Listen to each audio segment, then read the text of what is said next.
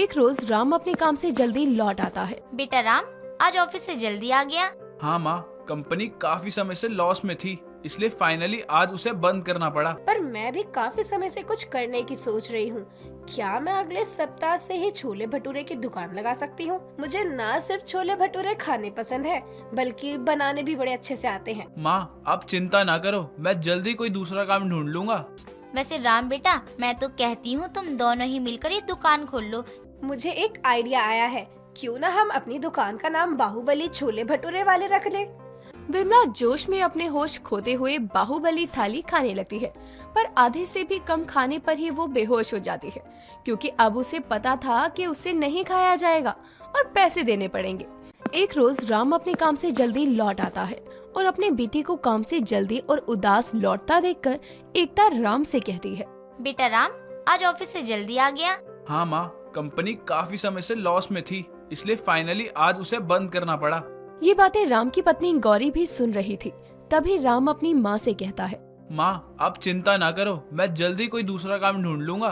काम तो मिल ही जाएगा, पर मैं भी काफी समय से कुछ करने की सोच रही हूँ। क्या मैं अगले सप्ताह से ही छोले भटूरे की दुकान लगा सकती हूँ? मुझे ना सिर्फ छोले भटूरे खाने पसंद है, बल्कि बनाने भी बड़े अच्छे से आते हैं। हाँ हाँ बहू, क्यों नहीं, तू जितना बेचेगी नहीं उतना तो खाती मिलेगी। माँ, कितना ही खा लेगी, अगर गौरी कुछ करना चाहती है तो कर ले, मैं उसे सपोर्ट करूँगा। मैंने भी कब मना किया है, खोल ले। मैं तो यही कह रही हूँ, हर गली नुक्कड़ पर ऐसी दुकानें हैं, मगर चलेगी या नहीं ये नहीं कह सकती। माँ, अब इसकी किस्मत, बाकी चीज अच्छी और सस्ती हो, फिर तो लोग कोसों दूर से आएंगे। खाने में स्वाद होना चाहिए बस। वैसे राम बेटा, मैं तो कहती हूँ तुम दोनों ही मिलकर ये दुकान खोल लो, ये अच्छा रहेगा। ये दुकान खोल लेता है। पहले दिन तो 4-5 लोग ही गौरी के छोले भटूरे की दुकान पर आते हैं और अगले दिन महज 7 लोग, और ऐसे ही 4-5 लोगों के दुकान पर आने जाने के सिलसिले में लगभग 1 सप्ताह निकल जाता है। ऐसे ही एक दिन दुकान पर झक मार रही गौरी अपने पति राम से कहती है, सुनिए जी, ऐसे 4-5 लोग रोज आएंगे तो हमारी कमाई तो कुछ होनी नहीं है। ऊपर से हम इतना पैसा लगा रहे हैं, उसका लॉस अलग झेलना पड़ेगा। हाँ, सही कह रही हो तुम गौरी, पर अब नई दुकान है तो धीरे धीरे ही लोग आएंगे दुकान पर। देख लेते हैं, 1 महीने अगर सही चली तो हम अपनी दुकान चलाएंगे, वरना बंद कर देंगे। मुझे एक आइडिया आया है, क्यों ना हम अपनी दुकान का नाम बाहुबली छोले भटूरे वाले रख ले और बाहुबली थाली की साइज के भटूरे बनाएंगे। साथ ही चैलेंज भी रखेंगे, जो इस बाहुबली थाल को खाएगा उसे हम 5,000 रुपए इनाम देंगे, और अगर जो नहीं खा पाया तो हम उसकी 1,100 रुपए थाली के दाम तो लेंगे ही। आइडिया तो बहुत अच्छा है गौरी, लेकिन कहानी में ट्विस्ट ये होगा कि भटूरे का मैदा 500 ग्राम का होगा और छोले एक बड़े बाउल में रखेंगे जिसमें बटर 100 ग्राम, और इसे खाने की टाइमिंग 20 मिनट। ये है हमारे बाहुबली थाली का कॉन्सेप्ट। अगले दिन दुकान का पोस्टर बदलकर एक बोर्ड लगाया जाता है जिस पर लिखा था, आओ आओ बाहुबली छोले भटूरे की थाल खाओ और 5,000 का इनाम पाओ, जिसे देखकर लोगों की लंबी लाइन लगने लगी। और अब इस दुकान पर गौरी की सास भी बैठने लगी और करीब 1 महीने में सिर्फ बाहुबली थाली से गौरी और राम को काफी अच्छा मुनाफा हुआ, जिसके बाद से अब गौरी, राम और उसकी माँ पूरे दिन अपनी छोले भटूरे की दुकान पर बैठे रहते। पर तभी एक दिन कस्टमर की भीड़ में से एकता रसोई में जाती है, जहां बाहुबली थाली बनाने के लिए कुक रखे गए थे, पर गौरी वहां बैठकर बाहुबली थाल का लुत्फ उठा रही थी। और ये देखकर एकता अपनी बहू से कहती है, बहू ये तू क्या कह रही है, बाहर इतने सारे कस्टमर आए हैं और तू खाने में लगी है, तेरी वजह से ये बना बनाया बिजनेस बंद हो जाएगा। माँ, मैं तो बाहुबली थाल ही लेने आई थी, पर फूले हुए भटूरे को देखकर मैं खुद को रोक नहीं पाई और मुझे भूख भी लगी थी, तो थोड़ी सी खा ली। हाथ धो और जाकर ये बाहुबली थाली कस्टमर के लिए लगा, बाद में तू अपनी पेट पूजा करियो। अपनी सास की डांट सुनने के बाद गौरी आधा प्लेट छोले भटूरे खाकर भारी मन से कस्टमर की बाहुबली प्लेट लगाने चली जाती है और शाम होने को आती है। इस बार गौरी को भटूरे की खुशबू से और ज्यादा भूख लगने लगी थी, जिसकी वजह से वो कस्टमर की चैलेंज प्लेट से भटूरा तोड़कर खा लेती है। ये देखकर कस्टमर गौरी से कहता है, आंटी आपको थोड़ी समझ है भी या नहीं, आपने मेरे इतनी महंगी प्लेट से भटूरे कैसे खा लिए? बेटा, हम दुकानदार हैं, हमें खाने में टेस्ट देखना पड़ता है। अच्छा, तो आपने बिना चखे लोगों को खाना खिलाया है? हम फूड डिपार्टमेंट से जांच की मांग करेंगे। ओ अंग्रेजी बाबू, ज्यादा पटर पटर ना बतियाओ, हम भी पढ़े लिखे हैं। एक तो आप गलती कर रही हैं, ऊपर से मुझे ही बोले जा रही हैं। ये देखकर कि गौरी किसी से बहस कर रही है, वहाँ राम और एकता तुरंत आते हैं। तभी राम कस्टमर से कहता है, भाई क्या बात है, तुम इतना चिल्ला क्यों रहे हो? अरे भाई इन्हें देखिए, ये कैसे मेरी बाहुबली थाली से खाई जा रही हैं। अच्छा माफी चाहता हूँ भाई, वो सिर्फ टेस्ट देख रही होगी। इस मामले को जैसे तैसे सुलझाया जाता है और उस कस्टमर के जाने के बाद राम और एकता गौरी पर बरस पड़ते हैं। राम गौरी से कहता है, तुम कल से घर पर रहोगी और तुम्हें दुकान आने की कोई जरूरत नहीं है, वरना तुम अच्छी खासी चलती हुई दुकान बंद करवा दोगी। हाँ, हम इसकी जगह एक वर्कर और बढ़ा लेंगे, पर कल से तुम यहाँ नहीं आओगी बहू। मैं अब से ऐसा कुछ नहीं करूँगी। मैं अकेले घर पर क्या करूँगी? आप ऐसा मत करो सासू माँ। अगले दिन से दुकान पर गौरी को नहीं लाया जाता, लेकिन राम और एकता ये नोटिस करते हैं कि दुकान पर 1-2 दिन बाद से कम कस्टमर आ रहे थे। तभी राम अपनी माँ एकता से कहता है, माँ लगता है लोगों को गौरी का घर रहना पसंद नहीं है और उन्हें ये बात पता लग गई है और उन्होंने अपनी दुकान पर आना ही कम कर दिया। एकता और राम ये बात करते हुए ठहाके लगाकर हंसने लगते हैं। तभी वहाँ कुक आकर एकता से कहता है, मैडम मसाला खत्म हो गया है, आप मंगवा लो। परसों ही मंगवाया था आधा किलो का छोले मसाले का डिब्बा, इतनी जल्दी खत्म हो गया? मैडम वो तो कस्टमर पर डिपेंड है और ज्यादा कम बनाने पर भी कि कितने कस्टमर आ रहे हैं। पर 2-3 दिन से तो कस्टमर भी नहीं आ रहे हैं और तुम कह रहे हो ज्यादा छोले बनाए हैं तो मसाले खत्म हो गए हैं। चलो मैं भी मंगवाती हूँ। राम और एकता गौरी को दुकान से घर रखने के बाद ये नोटिस करते हैं कि एक तो कस्टमर कम आ रहे हैं और दूसरी चीज हर दिन कुछ न कुछ खत्म हो रहा है। आखिर मांजरा क्या है? तभी एकता कुक पर नजर रखने लगती है तो वो देखती है कि कुक छोले में कभी नमक तो कभी मिर्च ज्यादा डालकर उसे बेस्वाद कर रहा है। और एकता ने तो उसे एक दिन रसोई से छोले में बाल्टी भर पानी डालते देख लिया और वो अधिकतर सामान चुरा भी लेता था, जिस वजह से एकता उसे काम से निकाल देती है। और फिर से एंट्री होती है रसोई में गौरी की और गौरी के आते ही अपनी सास से गौरी कहती है, माँ जी, छोले भटूरे खाने की वजह से आपने इतने समय तक मेरे ही रसोई और मेरे ही दुकान से मुझे अलग रखा। अब से मैं छोले भटूरे को तब तक हाथ नहीं लगाऊंगी जब तक कि मैं दुकान बंद करके अपने घर ना पहुँच जाऊँ। मैं यही चाहती थी बहू कि तू जब तक खाने की आदत नहीं छोड़ेगी तब तक मैं तुझे दुकान पर ना लाऊं, और तूने तो अब छोले भटूरे दुकानदारी टाइम पर ना खाने के फैसले से दिल खुश कर दिया। हाँ माँ जी, आप सही बोल रही हो। आपकी इस सजा ने मुझे बहुत कुछ सिखा दिया है। इस इंसिडेंट के बाद गौरी को बाहुबली थाली खाने की आदत तो चले गई थी और साथ में उसने अपने घर की जिम्मेदारियों को भी संभालना सीख लिया था। लेकिन कहानी में अभी एक ट्विस्ट बाकी था, क्योंकि इतनी अच्छी खासी दुकान चल रही थी और किसी की बुरी नजर भी इस दुकान पर अभी तक नहीं पड़ी। ये कैसे हो सकता था? और फिर एक दिन एकता की पड़ोसन विमला छोले भटूरे का लुत्फ उठाने आती है तो वो दुकान पर आते ही राम से कहती है, राम बेटा, आज मैं भी घूमते हुए तेरी दुकान पर आई हूँ। मैं भी तो देखूं कि तेरे दुकान पर बाहुबली छोले भटूरे की प्लेट कैसी है। हाँ विमला आंटी बैठो ना, बस 20 मिनट का चैलेंज है, अब तो 5 मिनट में ही निपटा दोगी और जीत जाओगी 5000 रुपए। हाँ लगवा, आज तेरे इस चैलेंज को तोड़ती हूँ। तभी बाहुबली थाल लेकर गौरी आती है और टेबल पर थाल रखते हुए विमला आंटी से कहती है, आंटी जी थोड़ा संभल कर खाना, इसे अब तक एक ही आदमी जीत पाया है और वो भी पहलवान था। हाँ हाँ, तू देखती जा अपनी विमला आंटी का कमाल। विमला जोश में अपने होश खोते हुए बाहुबली थाली खाने लगती है, पर आधे से भी कम खाने पर ही वो बेहोश हो जाती है, क्योंकि अब उसे पता था कि उसे नहीं खाया जाएगा और पैसे देने पड़ेंगे। इसीलिए वो बेहोशी का नाटक करती है, जिसके बाद उसे होश में लाकर घर भेज दिया जाता है। और घर पहुंचकर विमला मन में कहती है, आज तो भगवान ने बचा लिया, वरना जान और पैसे दोनों से जाती मैं तो। हंगामा मचाने के इरादे से एकता की दुकान पर गई थी, पर सब टाई टाई फुस हो गया और मेरी भी हालत खराब हो गई। वो अलग नहीं जाऊंगी कभी उसकी दुकान। विमला का दुकान को बर्बाद करने का आइडिया फेल हो जाता है और वो वापस ऐसा करने की नहीं सोचती, जिसके बाद गौरी की बाहुबली छोले भटूरे की दुकान यूं ही चलती रहती है। उर्मिला एक दिन अपने घर के बाहर सब्जियां ले रही थी और सब्जियां लेने के बाद वो सब्जी लेकर वहां से निकल ही रही थी कि तभी सब्जी वाला रमेश उसे आवाज लगाते हुए कहता है, अरे उर्मिला बहन, आपने सब्जी तो ले ली मगर सब्जी के पैसे नहीं दिए। अरे भैया कैसी बातें कर रहे हो, मैंने अभी तो तुम्हें सब्जी के पैसे दिए। नहीं, आपने सब्जी तो ले ली मगर पैसे नहीं दिए। नहीं, मैंने पैसे दिए हैं आपको। ये कैसी बातें कर रहे हैं, ये क्या तरीका है बात करने का? ये कोई नया बहाना है क्या ऐसे पैसे ऐंठने का? ये कोई तरीका है पैसे हटने का? आपने पैसे नहीं दिए तभी तो मैं आपसे बोल रहा हूँ। उसकी ऐसी बात सुनकर उर्मिला मगरमच्छ के आंसू बहाने लगती है और जोर जोर से रोते हुए कहती है, मैंने आपको पैसे दिए थे, फिर भी आप झूठ बोल रहे हो। उर्मिला के ऐसे मगरमच्छ के आंसू देखकर सब्जी वाला समझ जाता है कि वो झूठ बोल रही है, पर बेचारे के पास अब कोई और चारा नहीं था। बस इसीलिए वो उसे रोता हुआ देखकर उसे कहता है, ठीक है, मुझसे ही भूल हो गई होगी। इतना सुनकर उर्मिला वहाँ से अपने घर की तरफ चली जाती है और घर पहुंचकर अपने आंसू पोंछते हुए कहती है, ये बहुत अच्छा तरीका है पैसे बचाने का। बस थोड़े आंसू बहा दो और किसी को भी यकीन हो जाता है, सही पैसे बचा लिए मैंने आज। ऐसे ही समय बीतता है। उर्मिला की इस आदत से उसके मोहल्ले वाले भी अच्छी तरह से वाकिफ थे, इसीलिए उसे मगरमच्छ के आंसू बहाने वाली के नाम से पुकारने लगे।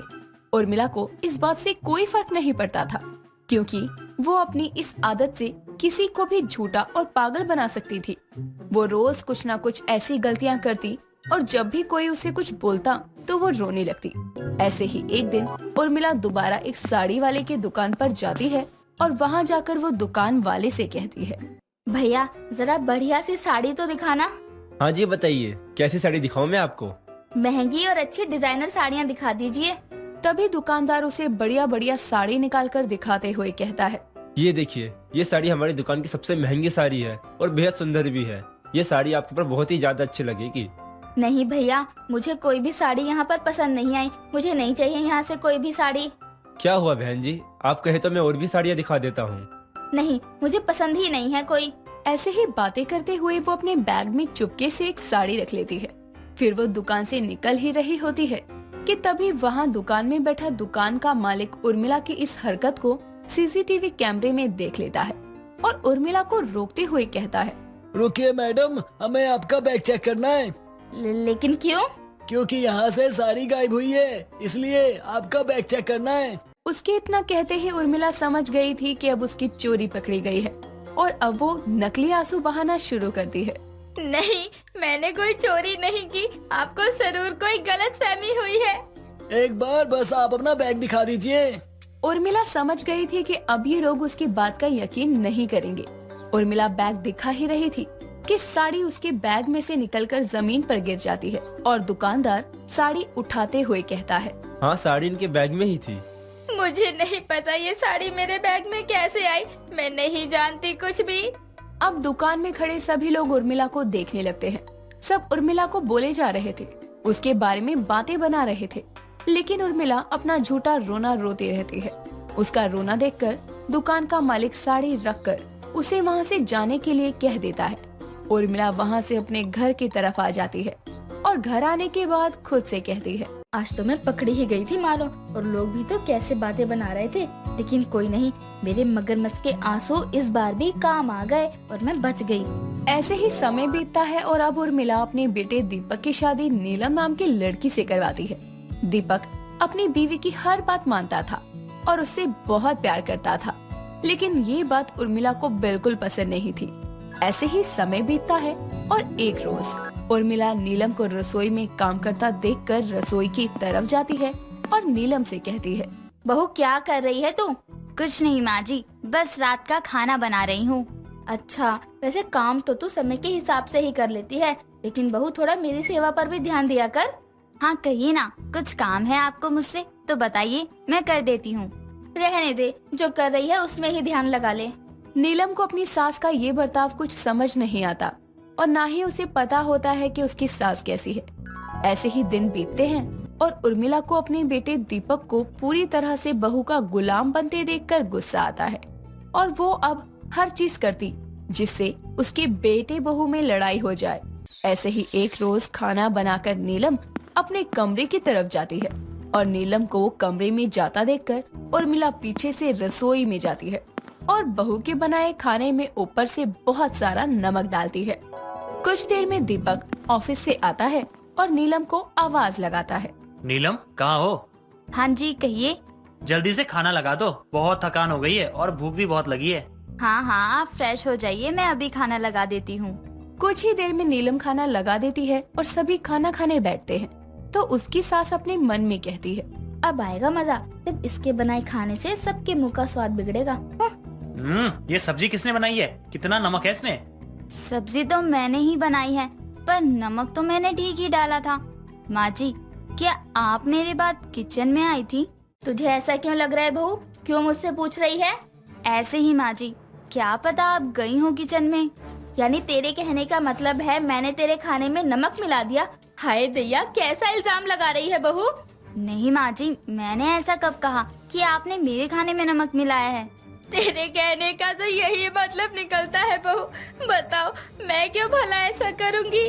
अपनी माँ को रोता देखकर दीपक को बिल्कुल अच्छा नहीं लगता और वो गुस्से में नीलम से कहता है, नीलम चुप हो जाओ, तुम्हें दिखाई नहीं दे रहा माँ रो रही है? पर मैंने ऐसा कुछ नहीं कहा माँ जी से जिसकी वजह से माँ जी को रोना आ जाए। इस तरह से अब नीलम भी समझ चुकी थी कि उसकी सास के आंसू सच्चे नहीं है, वो नाटक कर रही है। ऐसे ही समय बीतता है। नीलम अपनी सास की इस हरकत से परेशान होने लगी थी।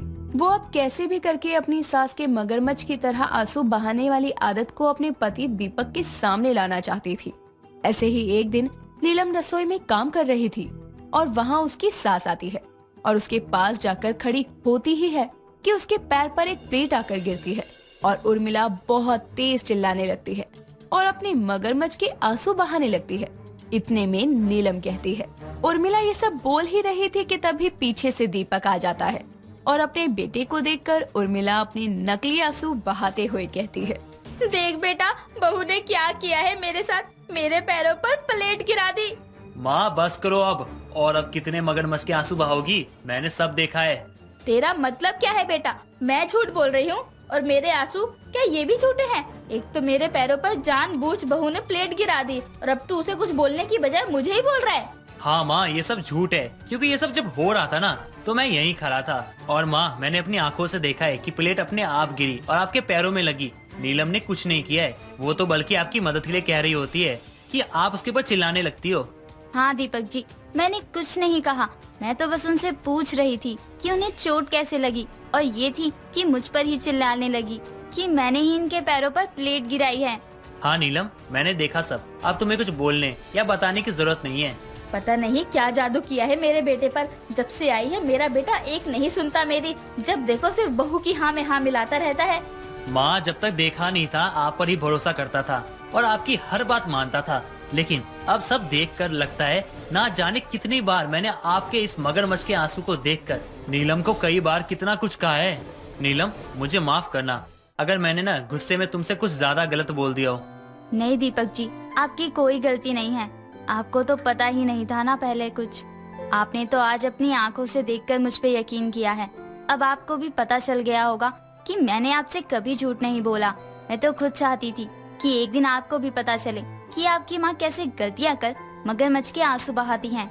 हाँ नीलम, आज अपनी आंखों से देखकर मुझे यकीन हो गया कि मेरी माँ गलतियाँ करने के बाद झूठा रोना रोती थी। ऐसे ही नीलम अपनी सास के मगरमच्छ के आंसू बहाने का सच अपने पति दीपक के सामने लाकर बहुत खुश होती है। नैना अपनी माँ सुमन और बड़ी बहन नीतू के साथ रहा करती थी। दोनों बहनों के बीच बेहद प्यार था। वो दोनों ही बहन खुद से पहले एक दूसरे के बारे में सोचा करती थी। ऐसे ही एक दिन नैना अपनी माँ सुमन के साथ मार्केट जाती है और उसे एक ड्रेस पसंद आती है। उस ड्रेस को देखकर नैना अपनी माँ से कहती है, माँ देखो ना, ये ड्रेस कितनी प्यारी है। हाँ बेटा, ये ड्रेस तो सच में बहुत ज्यादा अच्छी लग रही है। एक काम कर, तू इस ड्रेस को जल्दी से पैक करवा ले। और वैसे भी कुछ दिनों बाद तेरा बर्थडे आने वाला है, तो तू इस ड्रेस को अपने बर्थडे वाले दिन पहन लेना। माँ ये ड्रेस मैं अपने लिए नहीं बल्कि नीतू दीदी के लिए ले रही हूँ। कोई जरूरत नहीं है उसके लिए कुछ लेने की, समझी? वो कमा रही है, खुद खरीद लेगी वो, समझी तू? माँ आप दीदी से इतना चिढ़ती क्यों हैं? मैं बचपन से देखती आ रही हूँ, आप हमेशा उनमें और मुझ में भेदभाव करती हैं। आखिर आप दीदी से प्यार क्यों नहीं करती हो? देख नैना, मैं तेरी इस बात का जवाब देना जरूरी नहीं समझती, इसलिए अब तो चुपचाप घर चल। माँ मैं भी बहुत जिद्दी हूँ। जब तक आप मुझे ये ड्रेस नहीं दिलाएंगी तब तक मैं यहाँ से कहीं नहीं जाने वाली। पर नैना तू इतनी जिद क्यों करती है? क्यों उसके लिए इतनी जिद्दी बन रही है तू? आप उन्हें कुछ नहीं मानती होंगी, पर वो मेरे लिए 1000 में मेरी बहना है। नैना की ऐसी जिद देखकर अब ना चाहते हुए भी सुमन को वो ड्रेस दिलानी ही पड़ती है, जिसके बाद नैना और सुमन अपने घर चली जाती हैं। तो वहीं नीतू अपने ऑफिस से अपने घर आ रही थी, तभी उसकी नजर एक बूट पर पड़ती है। उसे देखकर नीतू खुद से कहती है, नैना का बर्थडे आने वाला है, क्यों ना मैं उसको ये बूट गिफ्ट कर दूं? वैसे भी उसका काफी मन है ये बूट लेने का। अब क्या था, नीतू उन बूट्स का रेट दुकानदार से पूछती है। भैया ये बूट कैसे दिए? बहन ये बूट 2000 के हैं। ये तो बहुत महंगे हैं, पर क्या करूं, उसको ऐसे बूट पहनने हैं। मुझे तो कुछ समझ नहीं आ रहा, मेरे पास पैसे भी नहीं है, सैलरी भी नहीं आई, साथ ही उसका बर्थडे भी आने वाला है। ऐसा करती हूँ मैं खरीद ही लेती हूँ, कुछ दिन ऑफिस पैदल चली जाऊंगी।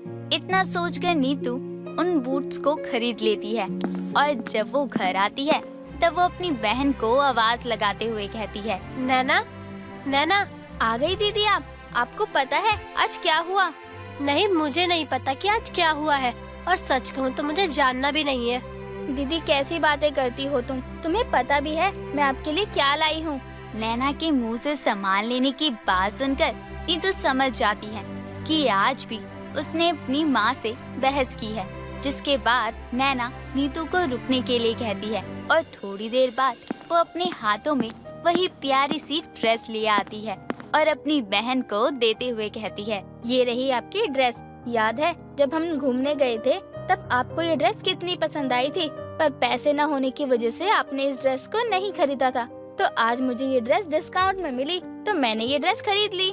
सच में नैना ये ड्रेस बहुत सुंदर है, मुझे तो विश्वास ही नहीं हो रहा कि मेरे पास ये ड्रेस है। खैर छोड़ इन सबको, तुझे पता है मैं तेरे लिए कुछ लेकर आई हूँ।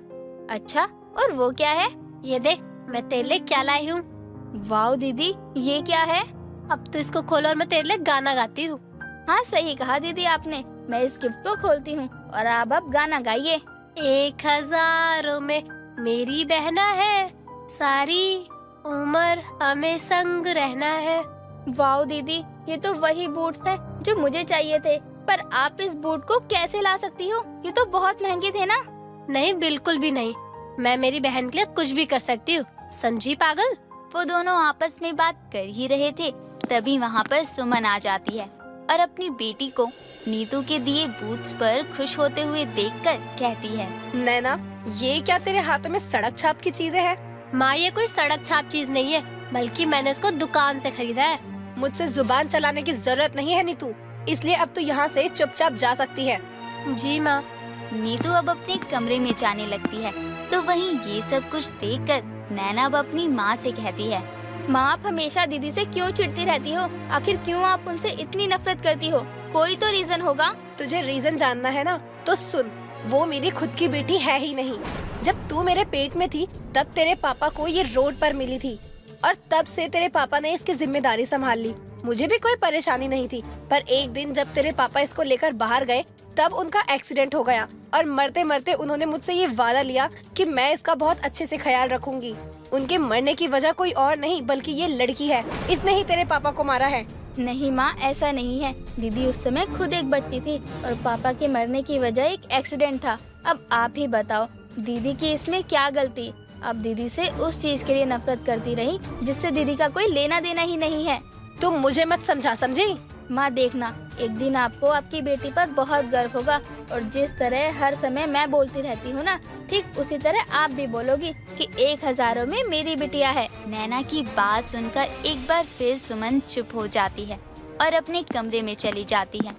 समय गुजरता है और एक दिन नैना अपने कॉलेज से घर जा रही होती है, तभी उसका एक्सीडेंट हो जाता है, जिसके बाद वहाँ के आसपास के लोग नैना को हॉस्पिटल पहुँचाते हैं और उन्हीं में से एक आदमी नैना के फोन से उसकी बहन को फोन करता है। आप नैना के घर से बोल रही हैं क्या? हाँ, मैं नैना की बड़ी बहन बोल रही हूँ। क्यों, क्या हुआ? और आपके पास उसका फोन कैसे आया? मेरी बहन कहाँ है? आपकी बहन का एक्सीडेंट हो गया और वो सिटी हॉस्पिटल में एडमिट है, अब जल्दी से आ जाइए। अब नीतू आओ देखती है ना ताऊ और दौड़ती हुई सिटी हॉस्पिटल पहुँच जाती है। सिटी हॉस्पिटल पहुँचने के बाद वो अपनी माँ को फोन करके बुलाती है और थोड़ी देर बाद जब सुमन हॉस्पिटल आती है तब अपनी नैना की ऐसी हालत देखकर सुमन रोते हुए नीतू से कहती है, अब तुझे सुकून मिल गया। पहले मेरे पति को खा गई और अब मेरी बेटी को। तूने ये कहाँ पहुँचा दिया? अरे तू चाहते क्या है? क्यों पड़ी है हम लोगों के पीछे? माँ मैंने कुछ नहीं किया, बल्कि मेरे पास तो किसी आदमी का फोन आया था और जब मैं यहाँ आई तब मैंने नैना को। सुमन उससे कुछ बोल पाती उससे पहले ही वहाँ डॉक्टर आ जाते हैं और उससे कहते हैं, आप लोग ही नैना के घर वाले हैं? हाँ डॉक्टर, मैं ही हूँ नैना की माँ। देखिए, आपकी बेटी की किडनी डैमेज हो चुकी है, हमें उसका ऑपरेशन करना होगा, उनकी किडनी निकालनी होगी। अगर हमने ऐसा नहीं किया तो शायद हम उनको नहीं बचा पाए।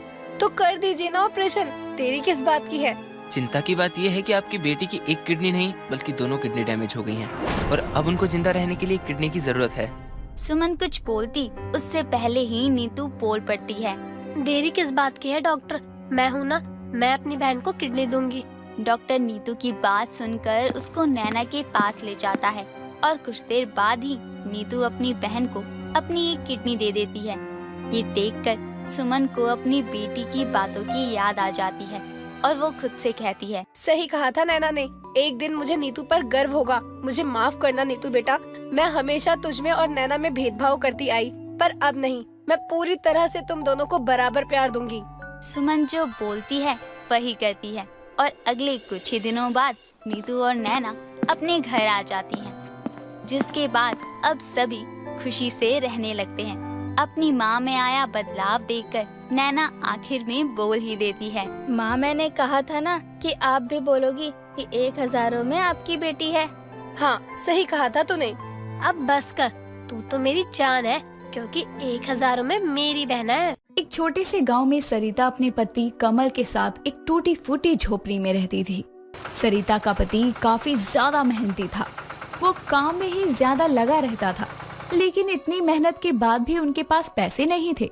गरीब होने के बावजूद भी सरिता को अपने आस पड़ोस के लोगों की तरह रहने का और खाने पीने का काफी शौक था, लेकिन वो कभी पूरा ही नहीं होता था। ऐसे ही एक दिन सरिता अपने पति कमल के पास जाकर उसे कहती है, सुनिए ना, पड़ोस वाली कांता काकी है ना, उन्होंने बताया कि ऑनलाइन सामान बड़ा सस्ता मिलता है। हाँ, लेकिन ऑनलाइन सामान जैसा दिखाते हैं जरूरी नहीं है ना कि वैसा ही आए। कई बार लोगों को पागल भी बना दिया जाता है। मुझे तो बिल्कुल भी भरोसा नहीं है ऑनलाइन सामान लेने में। आपको जब किसी बात के लिए मना करना होता है ना, तो आप ऐसे ही करते हो, उस चीज में कमियां निकालना शुरू कर देते हो। लेकिन कोई बात नहीं, हजारों लोग ऑनलाइन सामान लेते हैं। लेकिन उन हजारों लोगों में से कुछ ही लोगों ने बताया है कि जो दिखाते हैं वही नहीं आता है। आज तक हमने कुछ लिया है नहीं ना, तो फिर हम ऐसे कैसे कोई कमी निकाल सकते हैं? अरे तुम समझ क्यों नहीं रही हो? अगर हमने ऑनलाइन कुछ मंगवा भी लिया और वैसा नहीं आया तो हमें ही नुकसान होगा ना। ये सब अमीरों के लिए ही ठीक है, हमारे लिए नहीं। आज तक आपने मेरे मन की एक इच्छा पूरी नहीं की है। यही कोई दूसरा होता ना, कम से कम वो मेरी बात तो मान लेता, लेकिन आपकी। तुम हर बार एक ही बात पर क्यों घूम कर आ जाती हो? तुम्हें नहीं पता है हम कितने गरीब हैं? लेकिन नहीं, तुम्हें तो ऑनलाइन सामान लेने में ज्यादा खुशी मिलेगी। हाँ मिलेगी, मुझे ऑनलाइन सामान लेने में खुशी मिलेगी और इस बार मैं आपकी एक भी बात नहीं सुनूंगी। इस खुशी को मैं ऐसे ही नहीं जाने दूंगी। आप मानो या ना मानो, मैं ऑनलाइन अपने लिए साड़ी लूंगी तो लूंगी। हाँ, ऑनलाइन कुछ भी लेने के लिए ना फोन का होना भी जरूरी है, और वो तो है ही नहीं हमारे पास। तो ले ली तुमने साड़ी? कमल इतना बोलकर वहाँ से चला जाता है, लेकिन सरिता पर ऑनलाइन शॉपिंग करने का भूत सवार हो रखा था। वो उसे भी आस पड़ोस के लोगों की तरह ऑनलाइन शॉपिंग जो करनी थी, लेकिन फोन न होने की वजह से वो चुप रह जाती है। कई दिनों तक ऐसा ही चलता है। वो आए दिन अपने पति को ताने देती रहती। ऐसे ही कुछ दिनों बाद कमल काम पर गया था और सरिता घर पर अकेली थी। तभी वहाँ उसकी पड़ोसन कांता काकी आती है और सरिता से कहती है, अरे सरिता बेटा कैसी हो? बड़े दिन हो गए थे तुम हमारे घर नहीं आई थी, तो सोचा मैं ही आ जाऊं। अरे काकी, क्या बार बार आना, आपको भी 100 काम होते हैं, मुझे भी कहाँ ही समय मिलता है कहीं आने जाने के लिए, इसीलिए आती ही नहीं। आप बताओ कैसे आना हुआ? कोई काम था? नहीं, कोई खास काम तो नहीं था, लेकिन मैंने ये ऑनलाइन साड़ी मंगवाई थी तो सोचा तुझे भी दिखा दूं। अब तू कहाँ ऑनलाइन शॉपिंग कर सकती है, इसलिए दिखाने आ गई। आप इतनी बुढ़ी हुए जा रही हो, फिर भी ऑनलाइन शॉपिंग करती हो, किसके लिए? अरे अभी कहाँ बूढ़ी हो गई मैं, अभी तो उम्र है मेरी। पहले के समय में ऐसा कुछ था नहीं, और अब जब आया है तो थोड़ा तो लुफ्त उठाऊं मैं भी। वो साड़ी का कपड़ा काफी अच्छा था, कितने का लिया? अरे बस 300 में ही है। साड़ी भी कितनी प्यारी है ना, अच्छी लगी है तभी तो ली है मैंने। बस 300 में इतनी अच्छी साड़ी? ऑनलाइन कपड़े लेने में तो आपको कुछ ज्यादा ही सस्ता मिल गया है। इतना सस्ता तो हमारे यहाँ कपड़े की दुकान पर भी नहीं मिलता। हाँ, वो ऑफर चल रहा था तो मैंने ये साड़ी ऑर्डर कर दी, इसलिए सस्ती मिल गई। वैसे ये साड़ी 2000 की थी, ऑफर के चलते सस्ती मिली है बस। इतनी ज्यादा सस्ती? 2000 की चीज सीधा 300 रुपए में? काफी सही है ऑनलाइन शॉपिंग करना तो, वरना मैं तो आज की महंगाई से परेशान ही हो गई थी। 300 की साड़ी आती है, मैं तो सोच भी नहीं सकती थी। हाँ तभी तो अब मैं सब कुछ ऑनलाइन ही लेती हूँ, फिर चाहे वो घर का कोई सामान लेना हो या अपने लिए कुछ लेना हो, सब ऑनलाइन ही लेती हूँ। और तो और आए दिन कोई ना कोई ऑफर आता रहता है जिसमें सामान सस्ते दामों पर मिल जाता है, पैसे भी बच जाते हैं। अच्छा, वही तो मैं सोचूं, इतनी महंगी साड़ी ये लोग कैसे पहन रहे हैं। माना हमारी तरह गरीब नहीं है, लेकिन इतनी महंगी साड़ी लेना कोई आम बात भी नहीं है। पर अब मैं भी ले लूंगी। सरिता कांता की बात सुनकर ऑनलाइन शॉपिंग करने के लिए और भी उत्सुक हो जाती है और कमल ने घर में जो थोड़े बहुत पैसे बचा कर रखे थे उन्हें लेकर वो वापस से अपनी पड़ोसन कांता के पास जाकर उसे कहती है, काकी मुझे आपकी तरह ऑनलाइन शॉपिंग करनी है, लेकिन उसके लिए मेरे पास फोन नहीं है।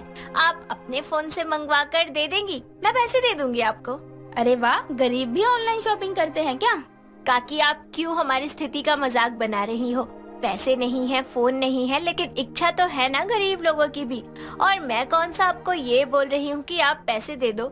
मैं थोड़े बहुत पैसे जमा किए हुए हैं, उसी से मंगवा रही हूँ बस। अरे मैं तो बस मजाक कर रही थी, तूने तो दिल पर ही ले लिया। अच्छी बात है कि तू भी ऑनलाइन शॉपिंग करना चाहती है, घर बैठे ही सामान आ जाता है और हमें बाहर धक्के भी नहीं खाने पड़ते। हाँ तो काकी जल्दी से मेरे लिए भी ऑनलाइन मंगवा लो ना कुछ। अरे मंगवाना क्या है ये तो बता, या मैं खुद से ही कुछ मंगवा लूँ? वैसे घर के सामान में भी सेल चल रही है, ये ले देख ले खुद, जो लेना है वो मुझे बता दियो। ये चटाई बहुत अच्छी लग रही है और हमारे घर पर चटाई भी नहीं है, कोई भी आए जमीन पर ही बैठना पड़ता है। यही मंगवा लो, बताना कितने की है? अरे वाह, मानना पड़ेगा, जिसपे ऑफर है वही वाला बोला है तूने। चल ये तो तुझे 100 रुपए में ही मिल जाएगी, 2 दिन बाद आ जाएगी, तेरा ही पता दे रही हूँ इसमें, आएगी तो मैं तुझे बता दूंगी, ले लियो। सरिता कांता से बोलकर अपने लिए चटाई मंगवा लेती है और 2 दिन बाद चटाई आ जाती है। वो चटाई सरिता को काफी अच्छी लगती है। कमल को चटाई दिखाते हुए सरिता उससे कहती है, ये देखो, ये मैंने ऑनलाइन मंगवाई है, अच्छी है ना? सही दाम में मिल भी गई। लेकिन पैसे कहाँ से आए तुम्हारे पास? मैंने तो तुम्हें पैसे नहीं दिए थे, फिर कहाँ से आए तुम्हारे पास पैसे? वो जो पैसे रखे थे ना मंदिर के पीछे बचाकर, मैंने वही पैसे लिए हैं। और देखो बस 100 रुपए की ही है, बाकी पैसे तो बच भी गए। अब तो मानते हो ना ऑनलाइन सामान को? क्या बस 100 का ही है? फिर तो बड़ा ही सही है। वैसे भी हमें जरूरत भी थी एक चटाई की। आप भी पता नहीं क्यों बिना बात के सुनाते रहते हो। मैं बोल रही थी ना, ऑनलाइन सामान काफी अच्छा मिलता है, ऑफर भी चलते रहते हैं, इसीलिए पैसे कम हो गए। सरिता की ऑनलाइन मंगवाई हुई चटाई देखकर कमल को भी कोई परेशानी नहीं थी, वो कुछ नहीं बोलता। और इसी तरह अब सरिता को कुछ भी लेना हो तो वो कांता काकी से जाकर उनसे बोलकर ऑनलाइन मंगवाती। ऐसे ही कुछ दिनों बाद पैसे बचाकर वो चूल्हा मंगवाती है और घर चूल्हा जब आता है तो थोड़ा खराब था। ये देखकर सरिता कमल से कहती है, सुनिए, देखिए मैंने चूल्हा मंगवाया था ऑनलाइन, लेकिन ये खराब हो गया थोड़ा। तुम्हें किसने बोला था चूल्हा भी ऑनलाइन मंगवाने को? ये सब चीजें तो खुद से जाकर खरीदनी चाहिए थी ना, और तुमने ये भी ऑनलाइन ही मंगवा लिया। अब तक तो सब ठीक आया था, मुझे लगा ये भी ठीक होगा। अब फोन में देखा तो कांता काकी को ठीक लगा, लेकिन अब जब आया है तो पता चला थोड़ा खराब है। अरे जरा ये भी बताना कि ये चूल्हा कितने का आया था? ये 2500 का था। क्या इतना महंगा? ये तुमने कैसे मंगवाया? अब तो मैंने कहीं भी पैसे नहीं रखे थे। वो जो आप घर खर्च के पैसे देते थे ना, उसी में से मैंने बड़ी मुश्किल से बचाए थे। लो कर लो और ऑनलाइन शॉपिंग। जब अच्छे से पता है कि हम कितने गरीब हैं, लेकिन तुम्हें फिर भी ऑनलाइन शॉपिंग करनी थी ना। मुझे क्या पता था ये खराब आएगा, मुझे तो लगा जैसे सब अच्छा आता है ये भी अच्छा आएगा। मैं मना नहीं कर रहा हूँ ऑनलाइन शॉपिंग के लिए, लेकिन मैं बस इतना बोल रहा हूँ कि जरूरी नहीं है कि सब कुछ ऑनलाइन ही लो।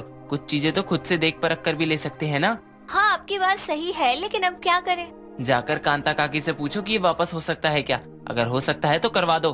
कमल की बात सुनकर सरिता कांता काकी से बोलकर चूल्हा वापस करवाती है और उसके बाद ऑनलाइन शॉपिंग करना कम कर देती है।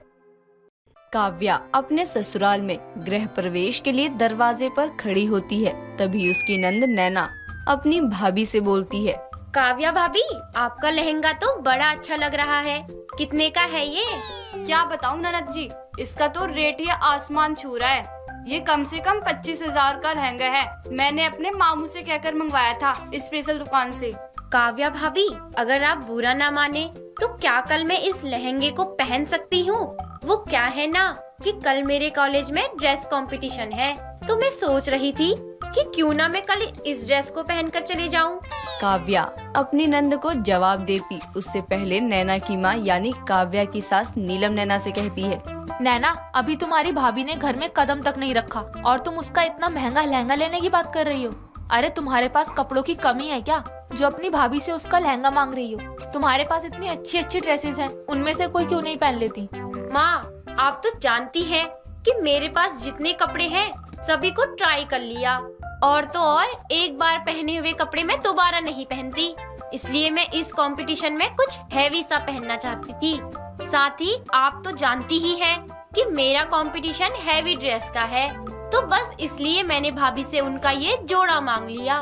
दोनों माँ बेटी आपस में बातें कर रही थीं, तो वहीं बेचारी काव्या अपने पति के साथ दरवाजे पर खड़े होकर उन दोनों की बातें सुनकर बोर हो रही थी। अपनी सास और नंद की इस बात को रोकने के लिए काव्या बीच में बोलती है, मम्मी जी बस कीजिए, अगर ननद जी को मेरा लहंगा चाहिए तो इसमें क्या बुराई है?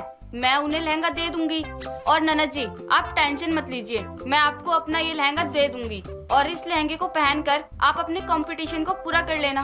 काव्या की बात सुनकर नैना और नीलम अपनी बातों को बंद कर देती हैं और काव्या का गृह प्रवेश करवा देती हैं। और अगली सुबह नैना अपनी भाभी का दिया हुआ लहंगा पहनकर अपने कंपटीशन में जाती है और किस्मत से वो उस कंपटीशन को जीत भी जाती है। और ये खुशी वो अपनी भाभी काव्या और अपनी माँ नीलम के साथ बांटना चाहती थी। ऐसे ही जब वो शाम को घर आती है तब वो खुशी से अपनी भाभी को बोलती है, भाभी, आई एम सो हैप्पी, क्योंकि आपने जो अपना लहंगा दिया था ना, उस लहंगे की वजह से आज की मैं विनर हूँ। क्योंकि सबसे हैवी, सबसे सुंदर और अट्रैक्टिव लहंगा मेरा ही था, इसलिए मैं विनर बन गई। अरे वाह, ये तो बहुत अच्छी बात है ननद जी। भाभी, ये बात तो बहुत अच्छी बात है, पर इस बात की खुशी मनाने के लिए आपको घर में हम सभी के लिए कुछ बनाना होगा, क्योंकि आज आपकी पहली रसोई भी है। साथ ही अच्छा खाना बनाने की वजह भी मिल जाएगी। वो कहते हैं ना, एक तीर से दो निशाने, ठीक उसी तरह आज कुछ अच्छा बनाने की वजह हो जाएगी। काव्या अपनी नंद की बात से सहमत हो जाती है और काफी अच्छा खाना बना लेती है, जिसके बाद सभी लोग उस खाने को बड़े चाव से खाते हैं। शादी के बाद काव्या अपने घर की सारी जिम्मेदारियों को बखूबी निभाती है। इसी तरह समय गुजरता है। ऐसे ही एक दिन नैना अपने कमरे में बैठकर अपने फोन में कुछ कपड़े सर्च कर रही थी। तभी काव्या चाय लेकर नैना के कमरे में आती है और नैना से बोलती है, नैना क्या देख रही हो तुम? भाभी, ये देखो कितनी अच्छी अच्छी ड्रेस है। मेरा तो मन कर रहा है ये वन पीस ले लूं। नैना, तुम्हारे पास इतनी सारी ड्रेस है, पहले तुम उन्हें पहनकर फाड़ दो, उसके बाद नहीं खरीद लेना। क्या खामखा तुम पैसे वेस्ट करती हो? भाभी, आप इतने टाइम से यहाँ रह रही हैं, आपको अभी तक पता नहीं चला कि जिस कपड़े को मैं एक बार पहन लेती हूँ उसको मैं दोबारा नहीं पहनती हूँ। नैना, ये कोई बात नहीं होती है। एक तो तुम इतनी महंगी ड्रेस लेती हो, उसके बाद बोलती हो कि मैं पहनती नहीं। देखो नैना, अगर तुम वो कपड़े नहीं पहनती हो तो उन कपड़ों को बांट दो ना। नहीं भाभी, मैं उन कपड़ों को नहीं बांटूंगी। और वैसे भी अगर मेरे पास कपड़े हैं तो क्या मैं और कपड़े नहीं खरीद सकती? ऐसा नहीं है नैना जी, आप मेरी बात क्यों नहीं समझ रही हैं? कपड़ों का इतना लालच भी अच्छा नहीं होता है। नंद भाभी की बहस शुरू हो जाती है। उस बहस को सुनकर नीलम नैना के कमरे में आती है और बोलती है, क्या हुआ बहू, तुम दोनों के बीच ऐसा झगड़ा क्यों हो रहा है? मम्मी जी, मैंने तो बस ननद जी को कहा है कि वो जो कपड़े हैं उन्हें या तो पहन लीजिए और अगर नहीं पहनना है तो उन कपड़ों को दान कर दीजिए। क्यों दान कर दूं? अरे इतने महंगे कपड़े मैंने दान करने के लिए थोड़ी ना लिए हैं। माँ, आप ही बताओ, क्या आप मुझे इतने महंगे कपड़े दान करने को कहेंगी? हाँ तो ठीक है ना, अगर दान नहीं कर सकती हैं तो आप नए कपड़े भी मत लीजिए। देख रही है मम्मी जी आप, मैंने इन्हें कपड़े खरीदने से मना किया तो कैसे चिल्ला रही हैं ये। बहू, इसकी आदत है पैसे बर्बाद करने की। और नैना, अगर तुझे तेरी भाभी कपड़े लेने से मना कर रही हैं, तो इसके पीछे का कारण तो यही है ना कि तुम ज्यादा पैसा खर्च ना करो। लेकिन तुम्हें तो अपनी भाभी की बातें पसंद ही नहीं है ना। बस माँ, मैं समझ गई। अब आप कुछ मत कहिए। मैं जानती हूँ कि अब आप अपनी बहू का ही साथ देंगी, पर याद रखना मेरा भाई हमेशा मेरे साथ रहेगा। मुझे आप लोग कपड़े नहीं लेने देंगे तो क्या हुआ, मुझे मेरा भाई कपड़े दिलवाएगा। इतना बोलकर नैना अपने कमरे से चली जाती है तो वहीं काव्या अपनी सास से बोलती है, मम्मी जी, आपको ऐसा नहीं लगता कि मेरी ननद कपड़ों की कुछ ज्यादा ही भूखी है? साथ ही कपड़े में ये पैसे भी बहुत बर्बाद करती हैं। क्या कर सकते हैं बेटा, इसको हमने ही सर चढ़ा रखा है। ये अपने पापा से बहुत क्लोज थी, पर जब इसके पापा की मौत हुई तो सबसे बड़ा धक्का इसको ही लगा। इसको कभी अपने पापा की कमी महसूस ना हो, बस इसीलिए हमने इसकी सारी डिमांड पूरी करी। पर ये इतना बिगड़ जाएगी और फिजूल खर्च करेगी, हम में से किसी ने नहीं सोचा था। कोई बात नहीं माँ जी, इस दुनिया में न जाने कितने ही बच्चे हैं जिनके माँ बाप नहीं हैं, उनके सर पर छत नहीं है, पहनने को कपड़े नहीं है, पर फिर भी वो अपने हालातों से लड़ रहे हैं। बस इसी बात का एहसास ननद जी को करवाना है, और जिस दिन ननद जी को यह एहसास हो गया ना, उस दिन इनके अंदर कपड़ों का भूखापन निकल जाएगा। समय गुजरता है और ठंड का समय आ जाता है। एक दिन काव्या, नीलम और नैना मार्केट जाती हैं, जहां कपड़ों की सेल देख नैना बोलती है, माँ, भाभी, देखो वहाँ कपड़ों की सेल है, चलो चलकर ले लेते हैं। ननद जी, भाभी प्लीज, अब मैं महंगे कपड़े नहीं ले रही, बल्कि सस्ते कपड़ों की डिमांड कर रही हूँ। और तो और अब ठंड आ गई है, तो ठंड के कपड़े भी तो होने ही चाहिए ना। उधर देखो ना कितने सारे कपड़े हैं वहाँ पर। हाय, मेरी तो उन कपड़ों से नजर ही नहीं हट रही है। माँ चलो ना प्लीज। नैना जिद करके अपनी माँ और भाभी को कपड़े की शॉप पर लेकर जाती है और ढेर सारे कपड़े खरीदती है। थोड़ी देर बाद जब सभी अपनी अपनी शॉपिंग कर घर जा ही रहे थे, तभी काव्या की नजर कुछ बच्चों पर पड़ती है, जहां वो देखती है कि कुछ बच्चे ठंड में केवल एक कपड़ा पहनकर रोड पर खेल रहे थे। ये देख काव्या अपनी सास को रोक कर बोलती है, मम्मी जी जरा रुकिए। हाँ, क्या हुआ बहू? माँ जी उधर देखो, वहाँ कुछ बच्चे हैं, उन बच्चों के पास कुछ नहीं है, पर फिर भी वो कितने खुश हैं।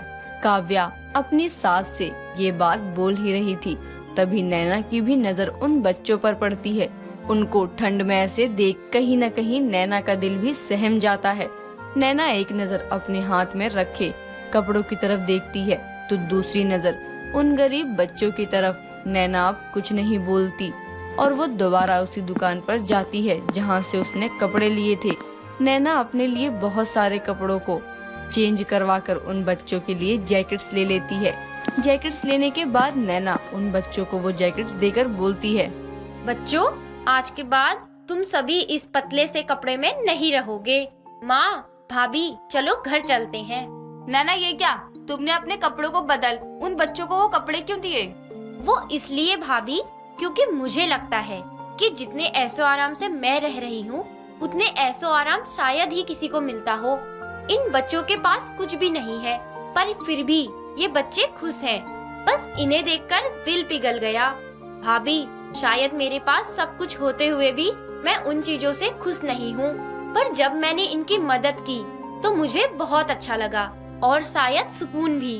आप सही बोलती थी भाभी, हर किसी के पास मेरे जैसा ऐसो आराम नहीं है और मैं फालतू में पैसे बर्बाद करती हूँ। नैना की बात सुनकर काव्या और नीलम को उसकी बात बहुत अच्छी लगती है और अब वो तीनों अपने घर चले जाते हैं। इसके बाद नैना फालतू की फिजूल खर्ची अपने कपड़ों पर नहीं करती, बल्कि अब वो अपनी भाभी के कपड़ों पर नजर बनाए रखने लगती है।